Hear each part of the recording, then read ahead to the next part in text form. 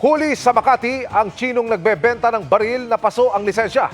Sa Pasay naman, arestado ang umunay nagbebenta ng mga dinoktor na medical certificate. Nakatutok si June Veneracion. Sa halagang 40,000 pesos para sa ibinebenta niyang baril, pumayag daw ang Chinese na ito na makapagkita sa kanyang katransaksyon sa Makati. Ang inakalang bentahan lang, entrapment na pala ng pulisya. Paso na ang lisensya ng baril na ibinebenta online ng suspect.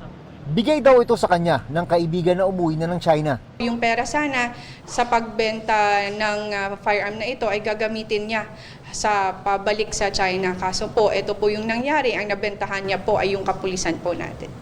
2019 nang pumunta sa Pilipinas ang Chinese kasama ang kanyang pamilya. Pero ngayong taon, umuwi na raw ng China ang kanyang pamilya dahil nagkandalugi ang pinapasukan ng suspect bilang chef. Tinitignan pa po ng mga kapulisan natin, ng investigator po natin kung connected po ito sa Pogo since nakita po natin ay puro Chinese company po ito. Hawakan mo muna to. Kapkapan mo baka ako niyan. Sa hiwalay na entrapment sa Pasay, nasa kote naman na nagbebenta online ng mga dinoktor na medical certificate.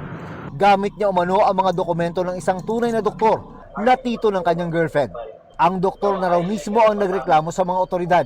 Mabilis po nating natunton ang suspect since po mismong kanyang Facebook account ang ginagamit niya sa pag-offer ng mga medical certificates na ito. Sinusubukan pa naming makuha ang panig ng mga suspect. Para sa GMA Integrated News, June Veneracion, Nakatutok, 24 Oras.